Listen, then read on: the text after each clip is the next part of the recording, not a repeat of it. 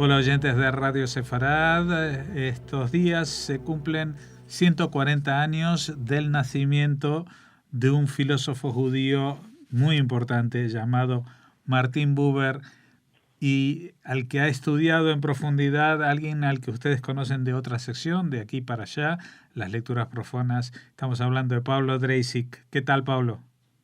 Hola Jorge, ¿qué tal? Bueno, queríamos homenajear a Buber, a hablar de él más en extenso, porque justamente en tu programa muchas veces recomienda su lectura. También sabemos que eres un experto en el tema.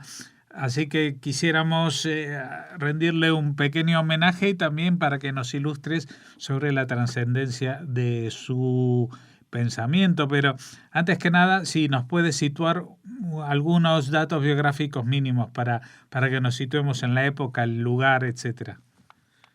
Sí, bueno, a ver, Buber, para decirlo muy brevemente, Buber nació en 1878, si no me equivoco, y lo primero que quizás sería interesante, bueno, fue un pensador fundamental del judaísmo, fundamental quizás de los filósofos más importantes de la filosofía judía, del pensamiento judío, ¿no? Y habría que ponerlo en relación sobre todo, a la modernidad, ¿no? Yo creo que la relevancia del pensamiento de Buber es que precisamente Buber, por muchas razones que a lo largo de nuestra conversación van a ir surgiendo, es un pensador cuya agenda filosófica interviene directamente en las preocupaciones cotidianas de cualquier ciudadano judío del mundo. Es decir, es un pensador que, por decirlo de alguna manera, no ha establecido un sistema especulativo que uno puede estudiar en la universidad o que lo puede estudiar aisladamente al contexto judío y a los requerimientos, necesidades y exigencias y problemas y dudas de la existencia judía actual, por decirlo de alguna manera, ¿no? Pero para ir combinando esta presentación un poco sobre la relevancia con lo que tú me solicitabas, con la parte biográfica, digamos, ¿no? Quizás sería interesante justamente comenzar diciendo que Buber viene de y rompe con lo que se ha conocido como la gran tradición del judaísmo liberal alemán. Buber, que por su educación y nacimiento estaba en una zona entre Polonia y Alemania, digamos, esa es su ecúmene, su zona cultural, sí participa desde el comienzo de una fuerte tradición judía que existe hoy en el judaísmo reformista, digamos, ¿no? Que es lo que ha durado incluso el momento más Ortí, que es la gran tradición del seminario de Breslau, la gran tradición judeo-alemana liberal, ¿no? Por llamarla de alguna manera, ¿no? Liberal no en el sentido político, sino en un sentido mucho más amplio. De modo que es importante ver que viene de ahí, y viene también de Mendelssohn, de Moses Mendelssohn, es decir, que viene de Mendelssohn, viene de ese acervo, de esa tradición, viene de la tradición de la Bildung alemana, es decir, de toda la tradición judía que había asumido como propia la tradición de la cultura alemana, y estamos hablando antes de la Shoah. Hoy uno dice asumió la cultura alemana y parece casi una afrenta o un demérito, y por el contrario, en el siglo XVIII y XIX la unión o el encuentro entre las cultura alemana y la cultura judía, no su simbiosis, sino su encuentro dio frutos muchos de los mejores frutos de la cultura judía y del pensamiento judío. Todo lo polémico que pueda ser decir esto, pero bueno, es mi opinión. Pero al mismo tiempo, Buber, junto con Scholem, forman parte de esa generación para la cual ese modelo ya estaba agotado. Y estaba agotado antes de la Shoah. O sea, históricamente también, pienso yo, no solo yo, sino que hay bibliografía contemporánea, académica, es un error pensar que se quiebra ese gran encuentro entre la cultura alemana y la cultura judía con la Shoah, sino que ya Scholem, cuando decide emigrar en esa época a Palestina, y Buber, que también emigra, lo hacen y rompen con esa cultura alemana mucho antes de la Shoah. De modo que acá tenemos un tema fascinante. Este tema solo ya es fascinante, histórica y filosóficamente. Se sienten ahogados por la Bildung, por el liberalismo, por las corrientes reformistas, por el famoso modelo que es más complejo que ser judío adentro de la casa y ciudadano alemán en el trabajo o en la calle. Es más complejo que eso, pero hay algo de eso también, de ese modelo. Ese modelo estaba ahogando a esos jóvenes como Franz Rosenzweig, como Buber, como Scholem, entre otros, como también participa Krakauer, como una serie de jóvenes que ven en esa tradición liberal una tradición muerta. Esa sería la mejor definición, no viva.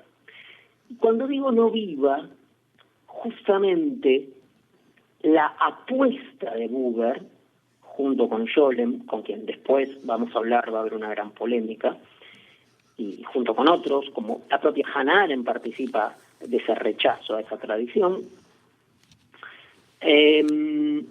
encuentran que es una tradición muerta, ritualista,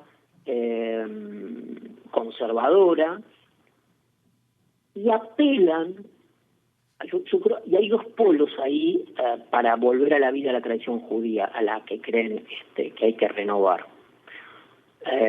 Por un lado, en Buber la estrategia para renovarla, que no va a ser lo mismo que para otros pensadores ante esa misma crisis, en Buber la estrategia va a ser mirar la tradición de Europa del Este, los judíos de Europa del Este, el descubrimiento que hacen los judíos alemanes de la tradición Ostjuden, la tradición de Alemania del Este, y ahí encuentran una revivificación del judaísmo. Otros, como Max Nordau, ante esa misma crisis la van a encontrar en el sionismo y la regeneración del judío. Pero en Buber está muy claro que, y eso es fundamental, está el gran descubrimiento de la tradición judía de Europa del Este, el hasidismo. Muy curioso, porque hay un libro precioso de Joseph Roth que se llama algo así como Judíos del Este, o que editó Mushnik en España, o Judíos Trashumantes, ahora no recuerdo exacto el título, pero son las crónicas de Joseph Roth también de su descubrimiento de los judíos del Este. Bueno, cuando Kafka descubre el teatro de títeres en Yiddish también, eso es un descubrimiento, ¿no? Bueno, Buber, entonces, uno de los grandes aportes de Buber es traer al pensamiento judío lo que hasta ese momento era mero folclore y mero pintoresquismo de Europa Oriental. Eso por un lado. Por el otro lado, la gran renovación que encuentra Buber a ese judaísmo muerto para él, que lo precedía, fue el romanticismo alemán. Esto también fue óbice de críticas a Buber, pero el propio Buber lo confiesa. Si Buber criticaba ese pensamiento, ese judaísmo muerto de la Bildung alemana, del judaísmo liberal, también es cierto que él no deja de seguir basándose en lo alemán, solo que en el romanticismo alemán. Hay una unión ahí entre lo hasídico y las tradiciones del romanticismo alemán, que son explícitas en Buber. Como una nota curiosa, Buber, por ejemplo, en ese romanticismo alemán, que no solo es literario, sino que él toma, por ejemplo, la idea de pueblo, que es una idea folk, que es una idea muy del pensamiento romántico alemán, para aplicarlo a los judíos, al pueblo judío. Digamos, es muy curioso, es la fuerza. Es más, Buber toma la idea de la sangre, no de la tierra, no, pero sí de la comunidad de sangre, el elemento de la sangre, y eso es alemán. Es más, voy a decir algo un poco fuerte. En el juicio de Nuremberg, si no recuerdo mal, esto seguro, pero creo que fue el defensor de Rosenberg, pero no o de Goering, no me acuerdo, uno de los abogados de los jerarcas en el juicio de Nuremberg, cuando vino el tema de las leyes justamente de Nuremberg que establecieron los nazis, para defender a los jerarcas nazis, los abogados alemanes apelaron, sacaron una frase cierta de Buber, donde Buber hablaba de que en el judaísmo hay algo de la sangre. Todas estas paradojas de la historia, ¿no? Pero Buber habla de la sangre, ¿no? Como algo que une a los judíos, no de la tierra, Eso no tiene nada que ver, por supuesto que lo que dice Buber de la sangre no tiene nada que ver con el nazismo ni con el fascismo. Sobre todo porque no toma el tema de la tierra. Y la cuestión de la sangre, lo que pasa es que era una cuestión que estaba muy presente en las tradiciones etnográficas, etnológicas, sobre todo las alemanas románticas. Entonces, cuando hoy se habla de pueblo judío, bueno, esto se le debe mucho a Buber. La idea del folk, del pueblo judío, es una idea muy buberiana. Y además una cosa muy curiosa, Jorge. Políticamente Buber, justamente, mira que otra paradoja. Supuestamente los sectores más conservadores, o sea, la tradición judía alemana que lo precedió a Buber, la liberal, Hermann Cohen, ahí saca un gran pensador judío, de la tradición, digamos, más del judaísmo liberal, gran pensador neocantiano, judío, importantísimo. Pero Hermann Cohen, por ejemplo, polemiza con Buber, y tiene una polémica, justamente porque esa tradición conservadora que le precedió a Buber no era sionista y era antisionista. Y la tradición que en ese momento se planteaba a la izquierda, es decir, la tradición de Scholem, de Buber, incluso de Arendt, que Arendt era una sionista política, no cultural, pero política, estaban a la izquierda. Hoy invertiríamos los términos, o alguien invertiría los términos, yo no sé si yo lo haría, pero uno tiende a pensar hoy más las posiciones más ultrasionistas como más de derecha y las críticas al sionismo más de la izquierda. Y acá tenemos la estructura, entre comillas, disímil, es decir, esta juventud que se oponía al judaísmo liberal planteaba con fuerza la idea del sionismo. Y la generación de Hermann Cohen, el propio Rosenzweig, van a ser críticos de un sionismo, por supuesto, anterior al establecimiento del Estado de Israel, anterior, esto es importante decirlo. En segundo lugar, o en tercero o cuarto, no sé por qué ítem voy ya, está el tema de que nosotros pusimos en el mismo, del mismo equipo de fútbol, para usar una metáfora deportiva, hasta ahora a Buber y a Scholem. Efectivamente, los dos forman parte de una publicación que se llamaba Der Juden, que precisamente era la que agrupaba a todos estos jóvenes publicación hasta en la cual participaban pensadores como Leo Strauss, o sea, pensadores variopintos, pero que todos tenían una actitud crítica respecto a la generación que los había precedido. Pero muchos años después, y cuando Buber publica sus textos, ¿no?, sobre el hasidismo, que quizás tú recuerdes, Jorge, acá eso se publicó en Argentina por la editorial Paidós por la década del 60. Uh-huh. Las leyendas hasídicas, los cuentos hasídicos de Buber. Sí, sí. A instancias de este libro hay una reacción muy fuerte, hay un trabajo muy fuerte de Scholem criticando con mucha, no sé decir, violencia retórica y argumentativa, los planteos de Buber acerca de la Cábala y acerca de los judíos del Este y acerca del hasidismo. Voy a reponer muy rápidamente la polémica. La polémica la inicia Scholem. Es importante en una polémica decir quién inicia la polémica. La polémica la inicia Scholem con un artículo muy crítico y luego hay una contestación muy fuerte también de Buber a Scholem.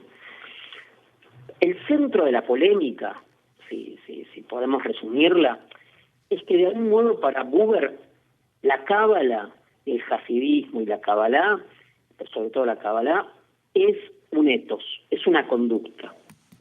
No es un saber teosófico o especulativo, no es una teoría.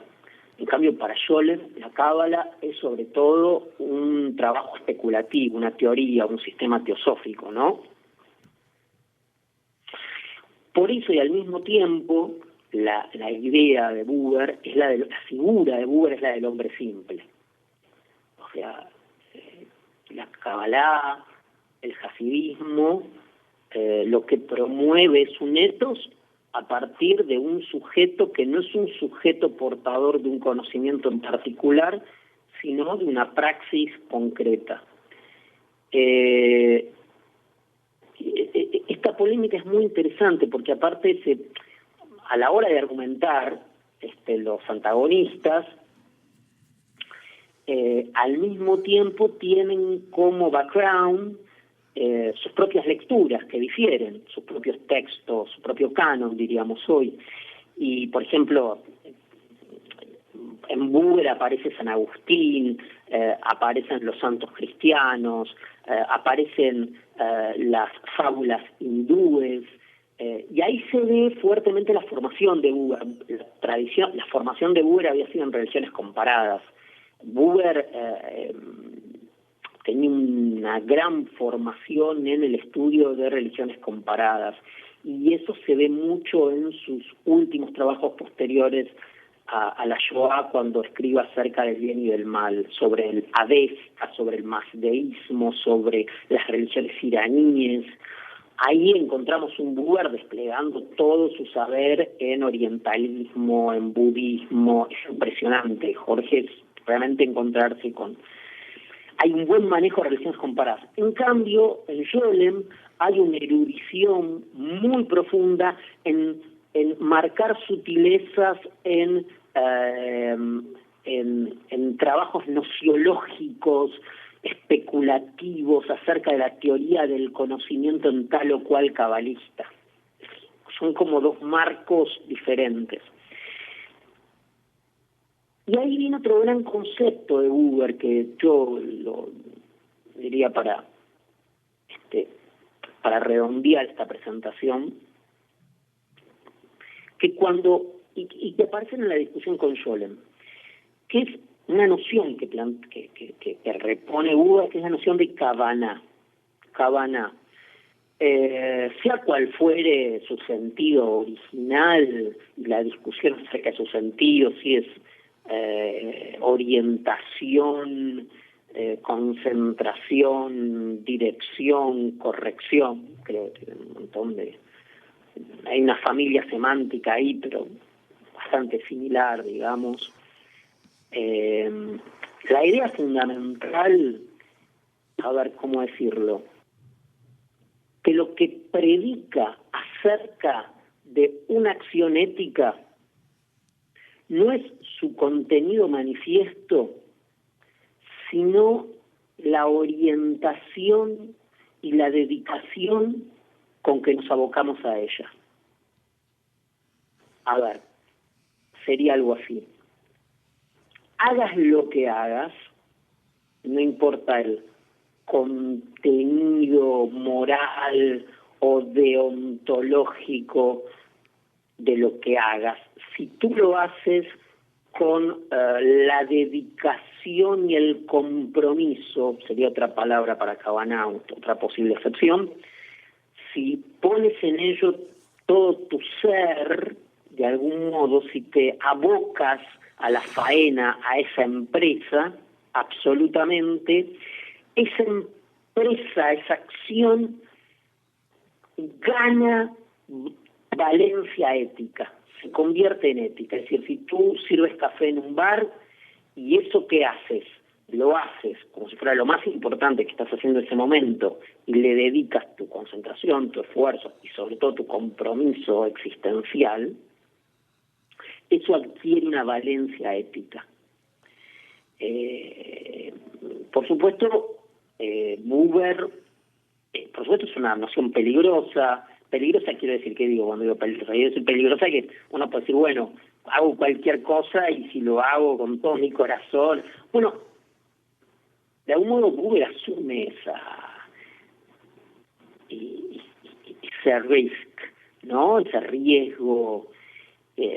Cito a Buber, leo, dice Buber en algún pasaje, dice Buber, el Talmud evacúa la cuestión de cómo se puede servir al mismo tiempo a Dios con el instinto del mal y con el del bien, haciendo lo que se haga con la debida Kavanagh, es decir, con entera dedicación a Dios, santificándolo de tal modo. Fíjense qué idea, y hay que decir también, hay un texto de David Viale sobre el pensamiento de Buber, que era anarquista Buber en el fondo. Es decir, Buber lo que está diciendo es, hagamos lo que hagamos, no hay esto está bien, esto está mal, no es un kantiano Buber. Lo que importa no es el contenido de la acción moral, sino el sentido, la Singebung, dirían los filósofos alemanes, el sentido que le damos a lo que hacemos. Es muy fuerte, al punto que Buber dice y cita que hay que dedicarle a Dios vuestras copulaciones. Sí, hay muchos pasajes, incluso Buber dice todas las necesidades corporales hay que hacerlas con Kavanagh, hay que dedicarlas, hay que hacerlas con todo el compromiso, digamos. Para Buber no hay cosas sagradas, sino que uno las consagra, dice Kyujin, cuando las hace con esta energía, con esta dedicación particular. Por eso es tan importante esta idea de Kavanagh, ¿no? Fíjate, Jorge, cómo esto deconstruye, por usar un término de moda filosófico que tiendo a no usar, pero acá sirve, deconstruye cualquier idea de dogmatismo, ¿no? Porque y aquí lo que habla es del instinto del mal, o sea, es una vieja teoría, repone una vieja teoría cabalística que es que se trata de reconducir el instinto del mal hacia algo bueno. Un ejemplo cliché es un asesino se puede convertir en un buen cirujano, ¿no? Si esa pulsión, si esa energía, como diría un freudiano, si esa energía no ligada la reconduce hacia algo, hacia un objetivo noble. Entonces, con esto último quiero mostrar la radicalidad, ¿no? Creo que esto pone manifiesto la radicalidad del pensamiento de Buber. No hay que decir luego de la posición de Buber respecto, por ejemplo, han sido editados ahora los textos de Buber, esto lo ha publicado, si no me equivoco, Sígueme, de Salamanca, los textos de Buber sobre el conflicto palestino, sobre los árabes, etcétera, etcétera, aún antes de la creación del Estado de Israel, que para muchos cobra un valor casi una actualidad impensada, ¿no? Por supuesto que Buber era un socialista. En Caminos de Utopía lo hace explícito su pensamiento comunitarista, socialista, kibutziano, al mismo tiempo unido con una preocupación religiosa, pero como digo, Buber no hay que idealizarlo tampoco, ¿no? Pues digo, siempre cuando uno idealiza, todos tienen, por ejemplo, en Buber hay mucha presencia. Buber, yo creo, no pudo terminar de establecer un